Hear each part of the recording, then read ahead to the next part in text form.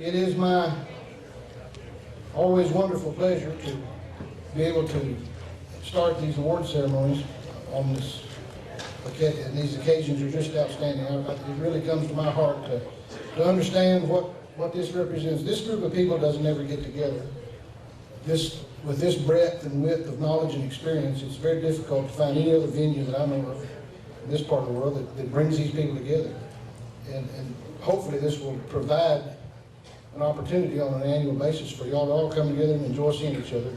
So you wouldn't be under a lot of pressures that some of these other events that you go to are. This is the 6 years I said earlier. In those 6 years, there have been 27 honorees of the Foy Proctor Memorial Cowman's Award. Foy Proctor was a very distinct individual. A lot of you knew him, some of you didn't know him. But I guarantee you that every one of these inductees, honorees, have met the criteria towards a life and experience and breadth of knowledge that Foy Proctor had in the cow business. Sadly, we've lost 7 of those men in these 6 years. And I want to read their names because I don't want to put it down on this occasion, but I want people to understand how much we celebrated the lives of these 7 men. They were Tom Lineberry from Hermit, John Pearson from Eunice, New Mexico, Billy Cockle from Tulia, Texas, J.J. Gibson from Paducah, Texas, Courtney Cowden from Midland, Texas, Jim Tom Kelton from Pecos, Texas, and Bob Edson from Lovington, New Mexico. And I'd like for all of you to give the memory of these men a large round of applause. Thank you.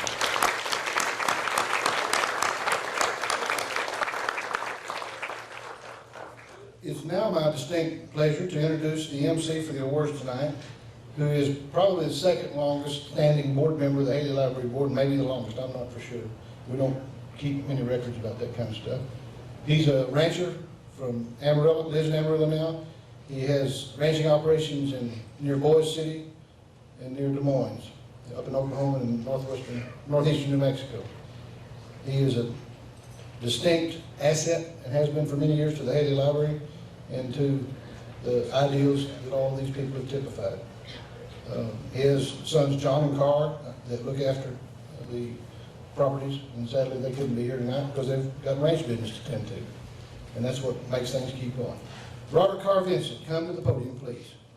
Good cheer.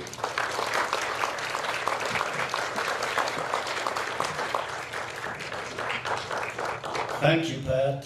I'm not a very good speaker, so bear with me. We're so happy to have all of you here and proud to have these honorees, and we'll get into it. The Board of Trustees and the Nominating Committee of the Foy Proctor Memorial Cowman's Award of Honor proudly present these cowmen as recipients of this year's awards.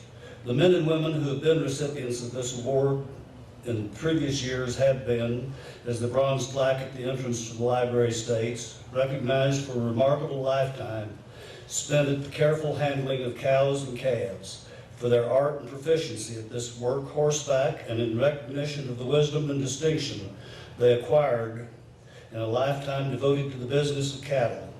They are recognized for their example of talent, spirit, and character at their work. I will now try to summarize that lifetime of each one of these fine men with a few observations of each.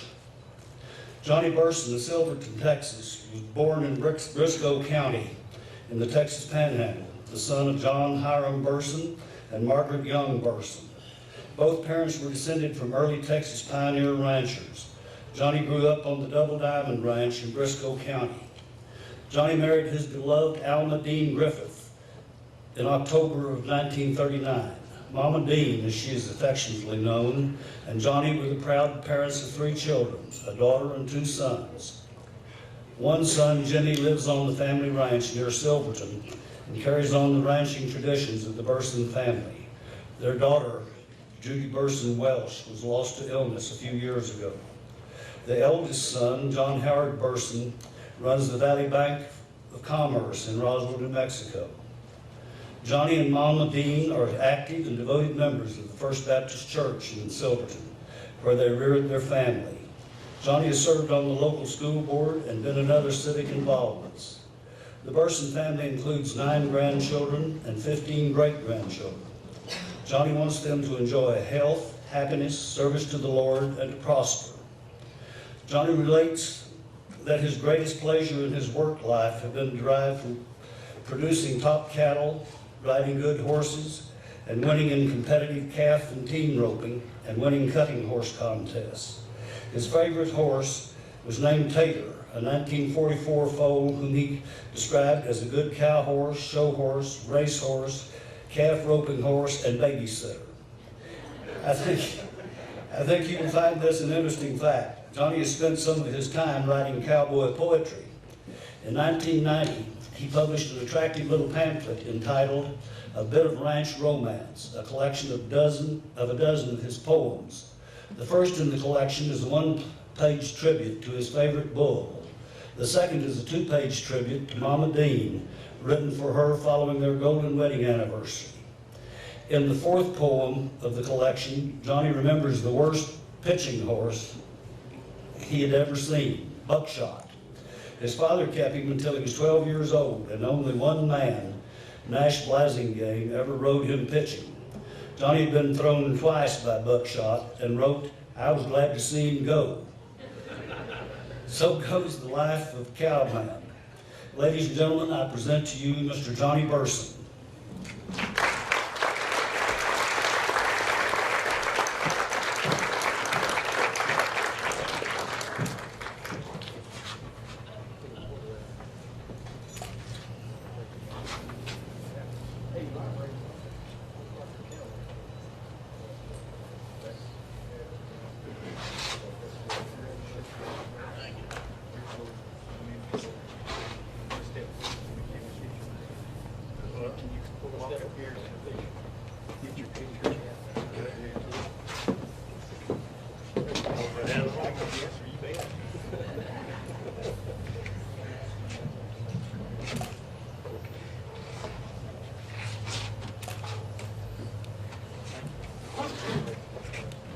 Mr. Burson, would you like to make a comment or two?